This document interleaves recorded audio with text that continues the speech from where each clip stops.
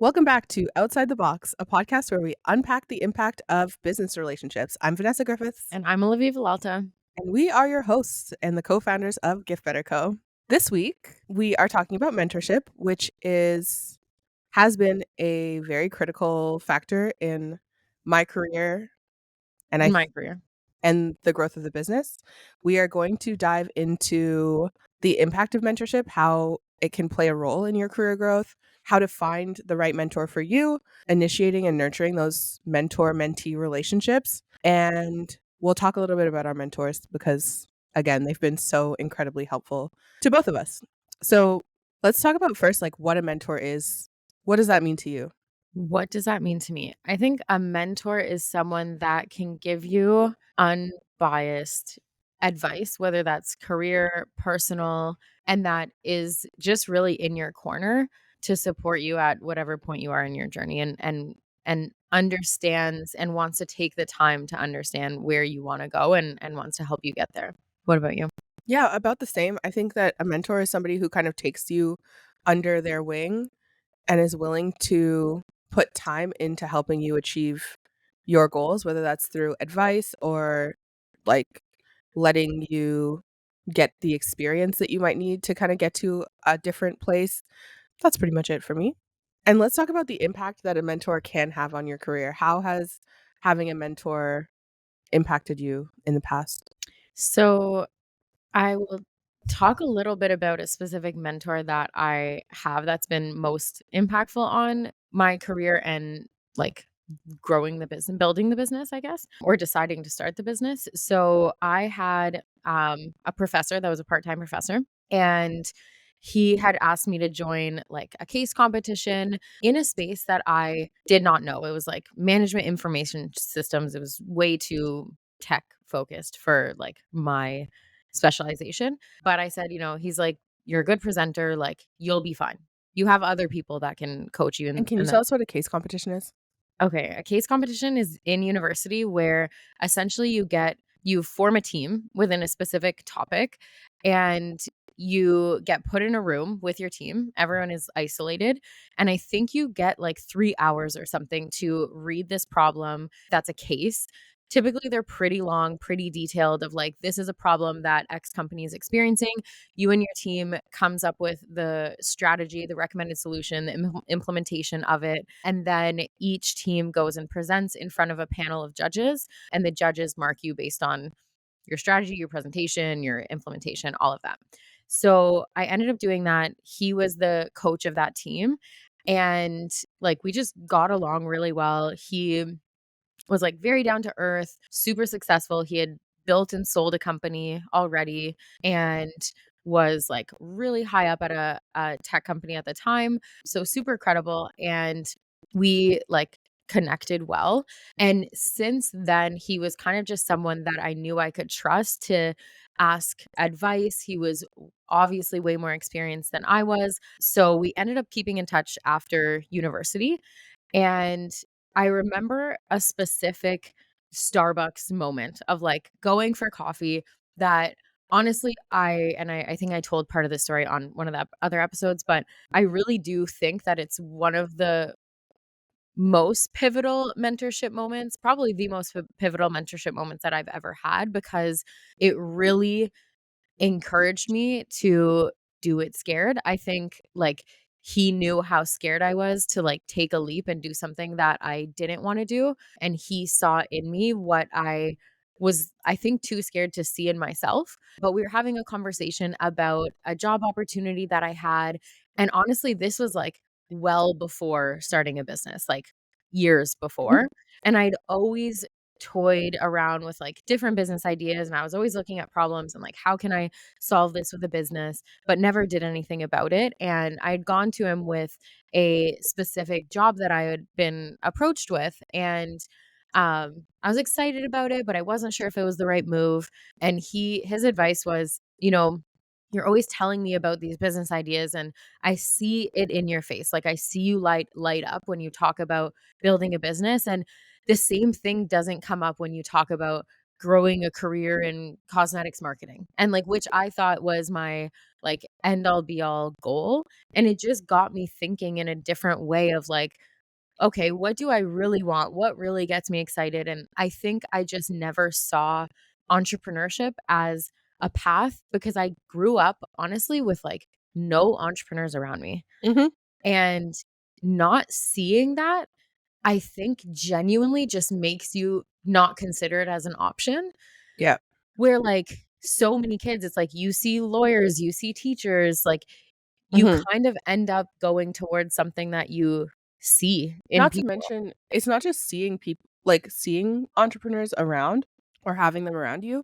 Also, like, the school system is geared toward you becoming a really good employee, and, like, Exactly. that is the goal. So Like, that's what you're asked all the time is, like, what job "What do you want? job do you want to Mhm. have?" Not Mhm. like, "What problem do you want to solve?" or "What business do you wanna start Mhm. someday?" Or what are you passionate about? Or, Exactly. like, what do your skills and your interests align with? Mhm. Like, I remember civics and careers class. Mhm. They make you do some online test that I don't know who made up. Career cruising or something? I don't know, but it told me I was gonna be a circus performer. I was like, "How did we get here? How did we get I here? got funeral director. How?" Imagine me at No. funerals. No, nothing could I be would be crying more than the families like, you've seen every me at the day. gym. Nothing about me is a circus performer, Maybe except you're it's, like, like funny watching me. That's entertaining. yeah, I don't know. but you don't have to be an acrobat, you could be a lion tamer. I could be. Well, anyways. I don't wanna be. Yeah, so I never considered it as an option because I Mhm, never saw it around me, and I think he was probably one of the first people that I met that mhm. had, like, built a business, and I, like, got to learn about what that experience was like and why he did it and how he did it, and when he said that, I it was kinda one of the first times that I was like, "Maybe I can do that," and I didn't listen right away. I went on to my next like, starting my real career in the space that I did, and I'm really happy that I did that because I learned so much from, like, actually working in corporate, but that was really, like, the biggest eye-opening mentorship experience for me. What about you? I've had so many mentors throughout my career, throughout my, like, life, and some of them were predated me knowing at all what I wanted to do. Like, I always think of my Aunt Dara as my first mentor because she was, like, the first person who I knew who moved really far away for school and, like, set up a whole life somewhere that was not home. And that kinda opened my world to that possibility, and she was also moving up as like, through different levels of being a professor at school, and she was also publishing books and helping write books and edit and whatever all the time, and so that kinda opened my eyes to, like, "Oh, communications is actually useful." And that goes back to, like, just seeing things and having your world opened up little by little. I think the one of the most impactful mentors there's 2, and one of them is very, like was very quick because I think that mentorship can be a long-term kinda thing where you build a relationship and you get to know somebody, and over time, they get to know you and can kind of, like, see in you what you might not be seeing, and they can check your blind spots, Mhm. which is so, so helpful. But sometimes mentorship can just be a moment of, like, "This is what it is." Mhm. So, my, like, longest and probably most impactful over time kind of mentor is Pollyanna Reed. I've probably mentioned her on every episode that we've had so far because she's been so, like, important throughout my career, and she is, like, the example of going after what you want, doing it scared, showing up where you need to show up, whether you were invited or not, and just, like, being in the right place at right time, creating opportunities for yourself and being ready for any of those opportunities. She was first an example to me of that. So I saw her speak one time, and then I kind of reached out and got to know her on a little bit deeper level. And then eventually I started doing work for her because she saw and knew that I was really good at comms strategy, and she runs a ghostwriting agency. So she gave me a lot of work through there. And she was always encouraging me, like, you need to be more intentional about putting yourself out there as whatever you want to be so that you can people will know that you wanna be it. You can't just, like, Hope that it's gonna hope that it come your comes way. through. Yeah. Like, you can't hope that people stumble upon you, you have to let them know. And she also would, like, take me into all of the meetings that she went on. Like, her and I have been to New York and LA, and just every meeting that she's had with potential clients, with actual clients, with friends, she's always introducing me as like, "Hey, this is my right-hand girl. She's great at comm strategy and da da da." And I was in rooms that I had no business being in, but learning from people who are decades ahead of me, and that was so pivotal. And now today she still is like always setting that example. She's always on my ass about not being on social and not being vocal enough about what I do and whatever. But anyways, long term, it's definitely her. Short term, I think like one of the most pivotal career moments for me was with a call that I had with Nathan Hall, who runs Culture Check, which is a really great community-based company that provides community for racialized professionals. So they do community chats, they have meetings every month, I want to say, and they also do a lot of programming and stuff to help companies be more informed and empathetic and present for their racialized employees. I went to one culture check call, so it was kind of just like a community call, and I kind of shared a little bit about what I was going through at the time, and he messaged me after saying like, "Hey, if you ever want to talk about entrepreneurship, I would be happy to." And we had one call where I explained to him what we were doing, like what our business was. At the time I was on my way back to going back to my full-time job, and the business had grown pretty significantly, but my mat leave was up. I was on maternity leave from a full-time job. It just so happened to align, and I was like stressed about the fact that I potentially had to go back to a job when I had been working basically full-time for the company. And the business was at a point where I was like, I don't know if I can not do this full time. That doesn't seem to make sense, but I also can't not have a salary. And he was like, you need to pay yourself and you need to just do it. He's like, what is the cost if you're not doing it full time? And he's like, if you have to eat beans and rice for a year and pay yourself minimally, he's like, that will do more for the company than whatever working full time is gonna do. Like, think about it realistically. He's like, I don't even know why we're having this conversation. Like, you have to quit your job. And I was like, okay. And then I quit my job. Well, I had a really long talk with Olivia, obviously, and we talked about like salaries and what the business growth was gonna look like, and how we really did have to make a decision soon because it was probably July and I was supposed to go back in September. Mhm. But that conversation kind of gave me permission to be like, okay, I can do this full-time entrepreneur thing. You It kinda it needed was the push. the Yeah. push or the permission. Yeah, so Nathan Hall definitely changed the course of the business, to be honest, because he gave me that nudge that I needed to really take going full-time seriously. I think something that reminds me of is so when I worked at my last company, we did like a 2-day training that was super impactful called Great Conversations or Fierce Conversations. Fierce Conversations, I think it's by like Susan Scott or something. Susan Scott. Anyways, so it was super impactful. And one of the biggest things that I took from that is the premise that not every conversation will change the course of a relationship, but one conversation can. Mm, And I think that just speaks to the impact of the conversations that you have as a mentor with people of like, okay, I might not be this person's mentor for the next 10 years, but one conversation really can change the course of your relationship with them, their relationship with the business, their relationship with a business partner, like whatever it is, there can be and with my instance too, like that was a single conversation that changed my idea and my way of looking at something. And I think that just like reminds me to be intentional of the conversations that I do have mhm, because as much as one conversation can change the course in a positive way, it could change it in a negative way, but just being aware of like your words matter and mhm, your time matters and where you give your time, but it is crazy to think about all those little moments that like if I think there's actually a Netflix show right now about this of like if one small thing happened different in your life, I think it's called One Day or something, like, what would that be? mm. And Sean was saying, like Butterfly effect, yeah. yeah, like, he's like, "If you weren't a TA at Ottawa U, I never would have met you, and, like, we might not have the business," and we like well, we wouldn't. We know Yeah, each we other wouldn't. 'cause of Sean. So it's, like, literally one thing That's crazy. can change anything. That is really interesting. I wonder if they know how impactful they were. Like, Tell them. yeah, we should.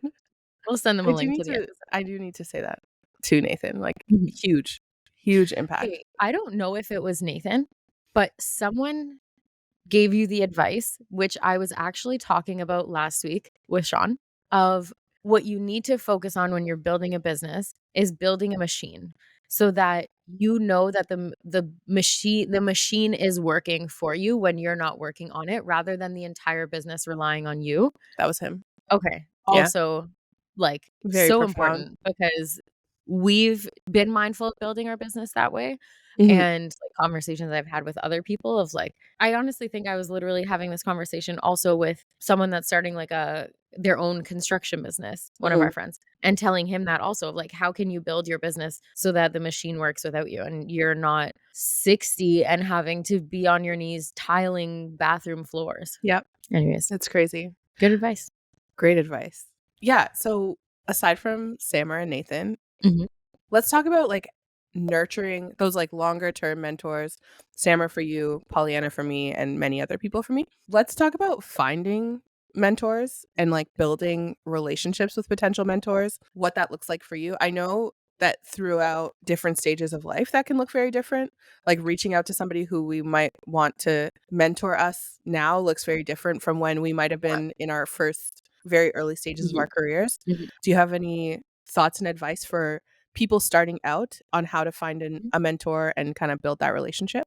I would say, like you said, the early mentors and finding that person is gonna be so different from later on because at the beginning, you don't know what you don't know, and you don't know what you need. So, Mhm, I think at the beginning, if you are, like, so early on, you just need to find someone that you trust and that you look up to, and you need to ask the question of, like, "Can we go for coffee? So I can pick your brain on this, like, I really look up to the career that you've had," or whatever it may be, and you might be friends with this person already, you might not be. It might be someone that you heard speak on a panel or you, like, met at a conference or whatever maybe it's someone on LinkedIn that has a job title that you're really interested mhm, in.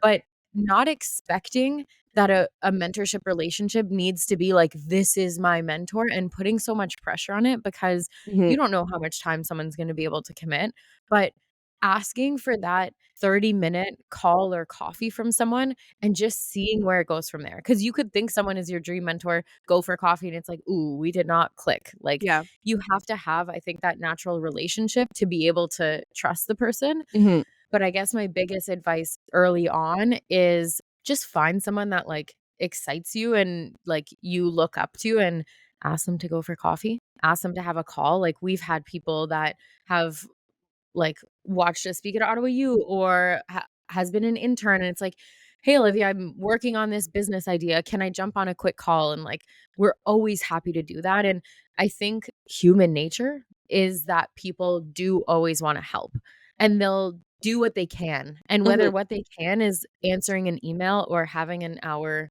call, there's levels to that, but I think the biggest thing is just asking, yeah, and I would say beyond that, like where we are now in our business, it's a little bit more intentional and specific of like when we look for mentors, it's probably to solve a specific challenge that we're having mhm, of, "Okay, we know that this is a gap.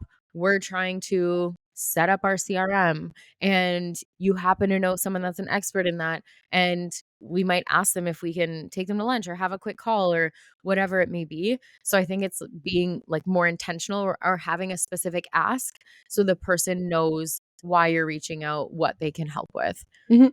What would you say? I think that being intentional is actually really important even from early on, just because I know how busy so many people in my life are. I know how busy I am, and I as much as people are willing to help, sometimes, like, going for coffee or "Can I pick your brain?" can be very vague and, like, not super enticing for somebody Mhm. because it's like, "What can of worms are we about to open during this coffee conversation?" Give me a heads up. Yeah, so Yeah. so I always say, like, if you're reaching out to somebody, try to be very specific in your outreach of like, "Hey, I noticed that you are a digital marketing director, and I'd love to chat about how you got started on that career path, or I'd love to talk about how you got into marketing in the tech space, or I'd love Mhm, to learn how you whatever, and try to be very specific about that question so that the person can assume based on the question, like, mhm, what the broader conversation will be about, but it also allows them to, like, assess whether or not they have, like, time and energy to, like, actually help you versus, like, if you wanted to hear my story, like, there are other places that you can learn about my story, for mhm, example, depending, again, on the person, but, like, that is always helpful. 2 is yeah, the mentor-mentee relationship, if it's going to be, like, an ongoing, regular, constant, or consistent thing throughout your career, if that's the kind of mentor that you're looking for, they have to, like, pass a vibe check. Like, you 2 have to vibe together because, like, the person that you look up to the most career-wise just might not mesh well with you or might hold very different values than you do, and so mhm, their advice might be coming from a completely different place because mhm. they value something very different. I have had that reality check once, and it was shocking. Like, I had looked up to this person for a very long time. I still do look up to this person from a career standpoint, but I got into a room with them and they were giving advice about their career and kind of like going on they went on a bit of a tangent about how they have no time for friends or family or anything, and they know that nobody around them likes them or trusts them beyond their ability to make money for the people that they work for, and it was so stressful just hearing that I was like, "Oh, no." That I don't align with that. Yeah, and it's like, Mhm. I don't think that they aligned with it either, like, they were not pumped about it, Yeah. but hearing how they spoke about it as, like, almost a necessity for their career Mhm, path, I was like, "No," because I can't like, I will switch into that mode if you tell me that I have to, but I don't want to do mhm, that, so I was just like, mhm. I don't think that that is we're cool." So, yeah, understanding, like, the value system of the potential mentor that you have and, like, recognizing that maybe not all of them are gonna fit. And another big piece of advice, especially when you're starting out, is like and it's hard to do when you're starting out because you want to just take everything it's easy to take all of the advice that you're given as truth because it's coming to you from somebody who's more experienced, but you do have to have some kind of filter when you're speaking with mentors because everybody has a different perspective and different experience, and you cannot action Mhm. all of the things without some kind of filter. Like, does this align with where I'm trying to go? Are there biases that this person's bringing into this conversation? Because ultimately, like, you are not that person. You want to Mhm, emulate certain steps of their career for sure, but some of their advice just will not work for you mhm. or will not work best for you. And being able to take everything that's said with a grain of salt, that actually applies a lot to us I too. was just gonna say, Is like, like, we get a lot of conflicting, yes. uh recommendations from different mentors, and we have to understand that ultimately we do know our business best just because we've put more hours into it and we've talked to more customers. And like, I expect and I hope that if I'm giving advice to someone else that they do the same, because I will never know their business like they know their business. So taking the advice that it's like, wow, I really never looked at it from that perspective, Mhm. because I think that's what a lot of mentors offer, is just a different perspective and a Yeah. different lens coming from a new set of experiences, Mhm. but not all of that is going to be applicable. And like, you don't want to get caught up in trying to implement every single thing that a mentor suggests. Mhm. Another piece of advice that I would give for people who are kind of starting out or starting into a new industry or vertical, whatever that may be, when you're starting out in something new, try to find a mentor that's only like 2 to 3 steps ahead of you versus one that is 25 years older than you and has been in that industry forever. Already Because the president. yeah, because the people that are 3 to 5 years ahead or whatever that may be have lived a very similar experience to the one that you're living now and know a lot of the people that are really relevant now and have Mhm, had boots on the ground in the different jobs that you're gonna be doing and the things that you need to do. So they really know, like, the tactical, "This is how to do it." Obviously, people that are extremely experienced and are super high level executives are great to have in your corner, like fantastic, and will offer great advice. But in terms of like practical advice for how to get from A to B, I suggest talking to the people who are like at the manager level or the senior manager level of whatever it is that you're trying to do, because they are going to be able to tell you, like, I went through this 2 years ago and the system hasn't changed that much, Yep. versus like when I was your age kind of vibe. Yeah. And going back to, like, what we were both saying earlier of, like, having a specific ask, I think Mhm. when I was saying, like, at the beginning, it's more general and it gets more specific later on, I think you should always have an ask. I Yes. just think that ask is in nature more general at the beginning because you don't know necessarily you're asking for direction, Yep. which I think is an ask. Like, "Hey, Vanessa, I'm really interested in marketing. I'm so inspired. I saw you speak on this Yes. panel. I'm feeling very lost because these are the specific directions that I'm considering. I'm weighing out this, blah, blah, blah. I was wondering if you can give me some advice." And I think asking for a little bit of time at the beginning For sure. is way more digestible for someone that's busy of like, "Can you help me answer this question?" Mhm. And and maybe from there you can ask for more and you can book a call or you can chat about it more, or maybe they're going to offer to do that.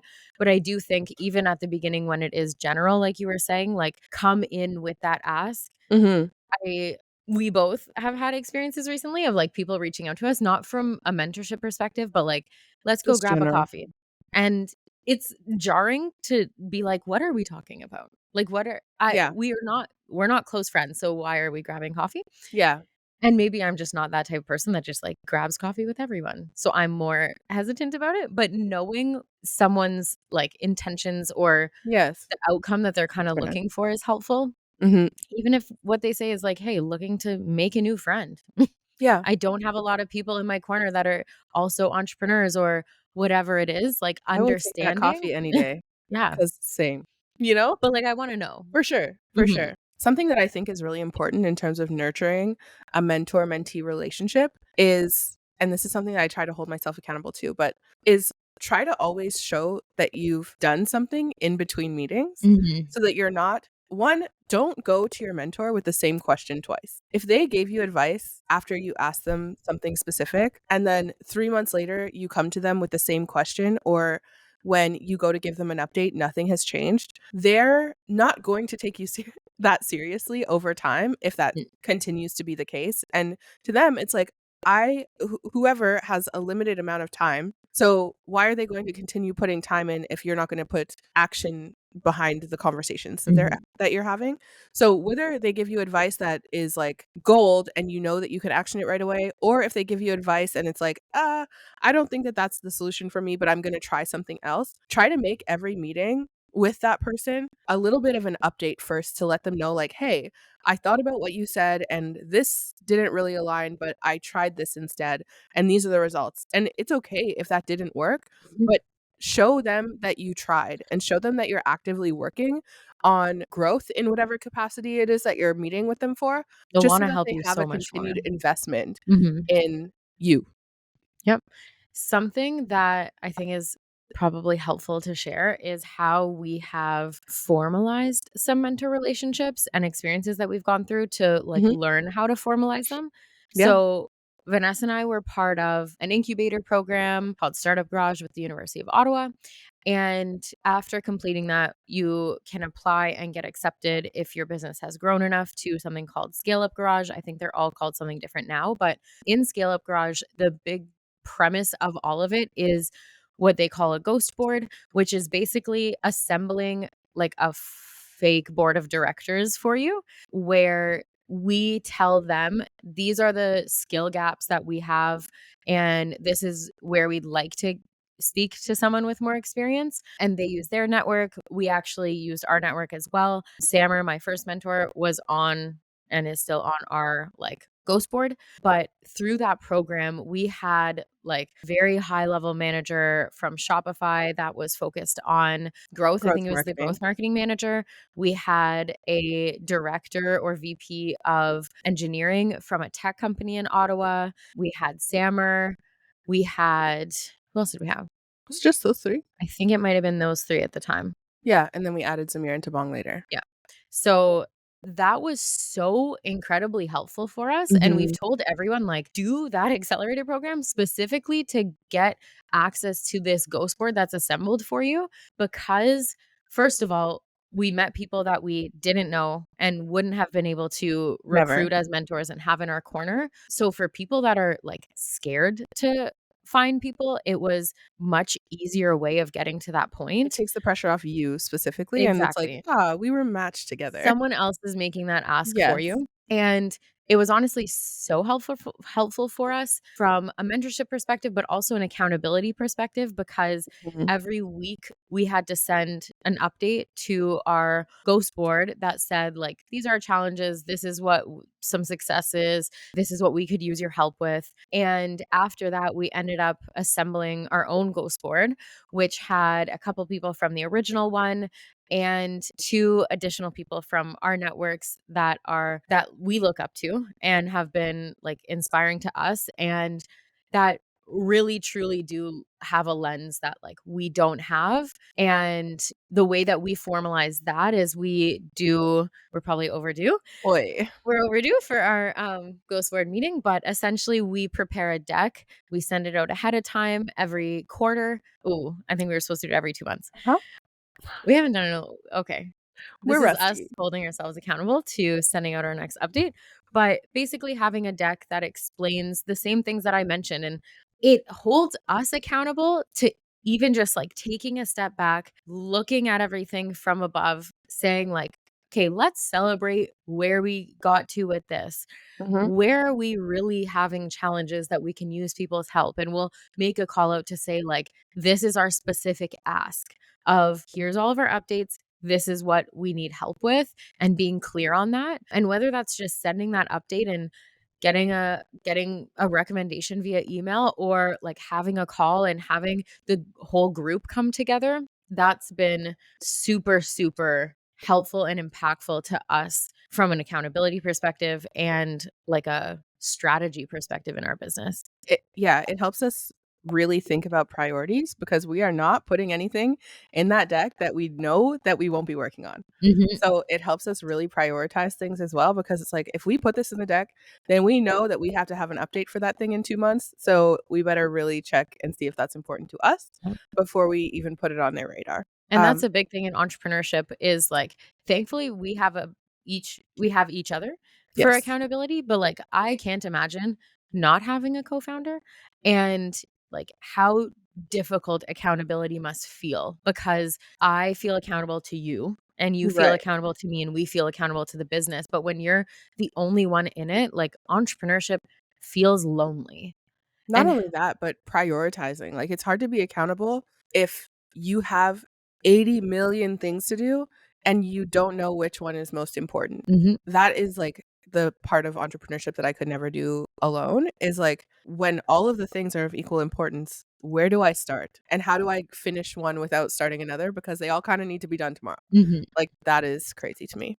yep, Another avenue for finding a mentor, it's kind of similar to what Olivia talked about, but there are formal mentorship programs or mhm, there are different organizations that have some kind of mentorship program. So U Ottawa does it through their different startup accelerators and incubators. I know Carleton University has one as well. They have like a formal mentorship program. There are a ton of other like companies that have formal mentorship that you pay for. The amounts vary quite a bit, and the quality of those mentors, I'm sure, and availability of those mentors vary quite a bit, but that is definitely an option if you find an organization or a company that aligns really well and has mentors that you'd be interested in knowing. It is worth it to pay sometimes. I know that, like, my first kind of mentorship engagement with Pollyanna, I think I paid to be in some kind of program that she was offering called New Girls on the Block, and it was her personally, but I just knew that, like, I knew that, like, based on what I had known about her story and what she was working on, that, like, I could work with her, and so for me, that was, like, an easy I was like, "She just needs to know who I am, and sure, here's your mhm, money." And that program was incredible because it also has a really big community of other women, like I said, who are, like, 2 to 5 steps ahead and have gone on to work at a bunch of different companies in a bunch of different industries who I have contact with through that, so that's been super helpful as well, is finding something more formalized. looking at like your school, sometimes companies will pair you with a mentor that's like more senior when you're just starting out, which is great. Try to take advantage of that as much as possible because, again, like, especially if you're trying to move up within your company and you're able to be paired with somebody within your company, having somebody in your corner, not only to like give you advice, but to also float your name around when different projects or promotions or opportunities come up is massive. Another one that I just thought of is internships of like working like through your university's co-op program, for example. That allows you really early on in your career to make relationships with people that you might not have had access to. So you're actually just starting your like mentorship a little earlier than other people to kind of get ahead. Yeah, there are so many formalized mentorship opportunities available to people, but there are a lot of people who don't have access to those, and I recognize that fully, and it, like, saddens me a lot that when I think back to how pivotal certain people have been throughout my Mm, career and all of the people who just don't have access to that, and, the conversations that we've talked about, like, seeing certain things, like entrepreneurs around you and having representation. that open up your eyes to the possibility. I recognize that there are a lot of people who don't have access to mentors and don't have entrepreneurs in around them or don't have people that went to university around them even. So I'm glad that high schools now are starting to offer different opportunities for students to engage in some kind of mentor mentee Mm, capacity. I know there's an organization in Ottawa called Black Ladders that does outreach specifically to Black youth to kind of help them again just build more relationships with people beyond their immediate circle. mhm, But yeah, getting creative, I think, is one of the biggest things, and showing up places. I cannot stress enough how being present at events where you know the kind of people that you want to know are mhm. is the easiest way to get to know the people that you wanna know, and there are many of them, you just kinda have to look. I know post-COVID, it's a little bit different, but there are a lot of opportunities to meet all kinds of different people. And going back to, like, it's the easiest way, it is the best way and, like, the probably fastest way, but I do wanna recognize for a lot of people, it's not the easiest way It's in the terms simplest way, not the it's this easiest way. exactly, it's the simplest way because it is, like, very intimidating, especially if you don't have a friend or a coworker to go to these events with. Mhm. Like, that's intimidating to walk into a room full of 500 people and say, like, we have trouble with it of we're together and now it's like, "Vanessa, we should probably walk up to a person and No, talk to I can't. someone, and then we plan what are we gonna say? Who looks like they're ready for a conversation?" Like, Mhm. that's an overwhelming experience, and, For sure. like, that's where usually the first step of anything is always the hardest. The first step of us starting the podcast was the hardest of, like, we just need to start, but you don't wanna start. The first step of starting a business, how long are you gonna come up with business ideas before you actually start? You don't wanna start the business, it's scary. So the first step of everything, and then every time you do it, it becomes a little bit easier. And it doesn't mean it's always gonna feel super comfortable, but the first time you put yourself out there in an event with the people that you look up to or that are people that you want to know is gonna be scary, and hopefully, it will be a bit easier each time you do it. Mhm. It does get a little bit easier every time. And then sometimes, like, it'll be easy-ish for, like, 3 in a row, and then the 4th one, somebody is rude, and you're like, "Oh, no. I'm going back in my shell forever." Yeah, I totally agree. That is where I've mentioned this before, but if especially in a work capacity or if you're in school, finding, like, a buddy that is like-minded or that has similar goals in terms of growth, like, they don't even have to want to be in the same career as you, but if you can find a person who also recognizes that they have people to meet or they have a career goal that they want to achieve, whatever it is, stick with that person and do the things together and practice like what you're going to say to strangers Mhm. with each other so that it's a little less terrifying when the opportunity finally comes. But finding a friend that is aligned with you in that way is huge. I will say that, like, a lot of the so speaking of about, like, peer mentors, I think that there's a lot of opportunity for people to, like they can be the same age as you, and they can be in almost the same place-ish, but just, like, know more about a thing than you Yeah. do. They've just had different experiences or are specialized in something else that, like, can Yeah, be super and helpful. if they will be in your corner and will talk you through if you have somebody who can talk to you or who you can go to talk through things, Mhm, then, like, I count that as a mentor. To me, like, so I joined a mastermind group. I was asked to join a mastermind group about a year before we started the business, I mhm. think, with a handful of people in the city, and one of them I knew one of them, and that was the person that asked me, Zamir, who is 100% a mentor to us now. Yeah, I was Um, gonna say, speaking of peer mentors, I think he's younger than I think us. Zamir's younger than us, Yeah, and he has given us was a friend before being a mentor. yeah, yeah, and Zamir has been such an important mentor to me, and not even, like aside from the tech stuff that he helps us with, but just, like, seeing him grow and his approach to life has been so interesting because I've known him for so long. Mhm. So seeing him be so intentional and open about what he's going after and so resourceful and thoughtful and helpful along the way has been incredible, but And supportive. Like, I yes. feel like he is rooting for us. Yes, absolutely.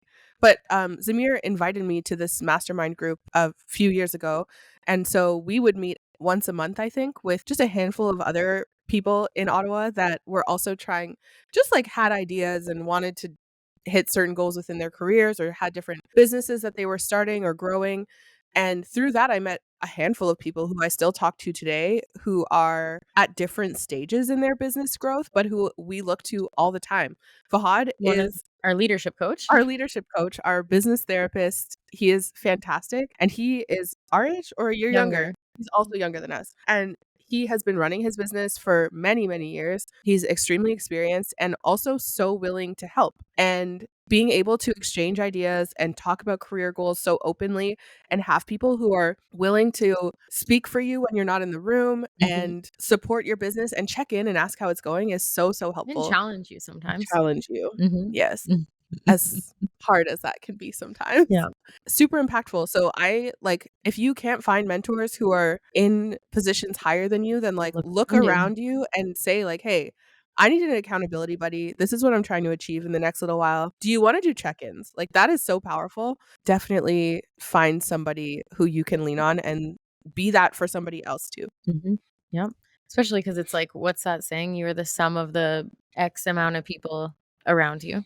Of, like, Mm. knowing who if your values align with the people that you spend the most time with, Yeah. and how can you lift each other up, and how can you also be and, like, I think the word mentor from a peer standpoint can feel like I'm telling you what to do or I'm whatever it is, but, like, how can you also be that person to your peers Mhm. and give them advice on something that you might know that they might not know, or just support them, like, just encourage them or challenge them to do something that might feel scary. Like, how many people around us that are our peers told us, like, "Start the podcast. Like, you're being ridiculous. Like, come on."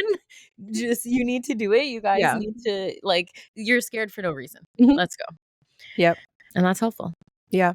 Ultimately, like, finding somebody that you can trust and be vulnerable with and pushing yourself to be vulnerable with that person for real can lead to so much growth for you as a person. So keep that in mind if you're looking for a mentor, is get ready to be honest about where you are and where you want to go Mhm. in order to make that relationship as effective as possible. Mhm. There's also a lot of advice that I think we've gotten from mentors that sometimes you're just not ready or at a place to hear it yet, Ooh. Yeah. and it comes but, like, I want my mentor Sammer, to know that, like, you've given me advice that, like, I might not have taken in the moment, but no, Oh, it's come man. full circle. Like, Vanessa and I have come back to, like, "Damn, now I get why Sammer said this a year ago." Like, it's not that we intentionally don't listen to it, it's that, like, we don't it doesn't register in a way because we're not at a place that it is maybe as relevant or as, like, 'Cause feeling pertinent in that moment. yeah, because we're in the weeds. We Yeah, can't not see through anything right yeah. now, and he's been there already. He's looking Mhm. at it like we're little ants moving around, and he's like, "This is going to be an Yeah, obstacle for I you." see your And future. we're like, "No, no, we got it, we It's got it, we fine. got it." And then suddenly there's the problem, Yeah. and, oh, he was right. Yeah. But it's a good feeling because it's like, okay, now I know who to ask further questions of like, "What did you mean when you said this?" Or like, Yeah.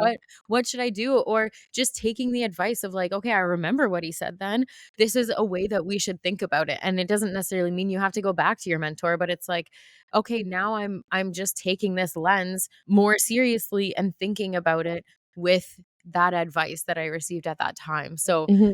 and that's happened in like honestly a handful of different ways. Even before when we said the business idea of like, "These are the challenges that I think you're gonna face," we're like, "Okay, that's fine." Yeah. And now we're like, "Oh, I get it." Now Yeah. we're in it, like, we have the business and, like, we gotta make it work, but, like, it makes sense. I understand. Yep, 10 points for Sammer. I think that's all that I have on mentorship. What do you think? I think that's everything. In the future, we will absolutely have some of our mentors on the Yeah. podcast, partially to allow them to tell their stories about how their careers have progressed, partially to tell them how much How annoying it is to have a mentee. no. Well, no, I was gonna say for us to tell them how impactful they've been, because I Yeah. don't know if they know. Well, I'm like, "Can you possibly yeah. know?" I don't think they No, can. So I'm they can't. excited for that. They can't. Definitely, definitely Maybe in we'll future do like episodes. a live action ghost word on our That podcast. sounds No, we terrible, won't. No, and we we are won't. We absolutely won't. not doing that. No, we won't. We'll cut But that. we will send them an update on our business soon. Yes. Okay. Thank you so much for listening to Outside the Box. We will see you next time. Bye. Bye.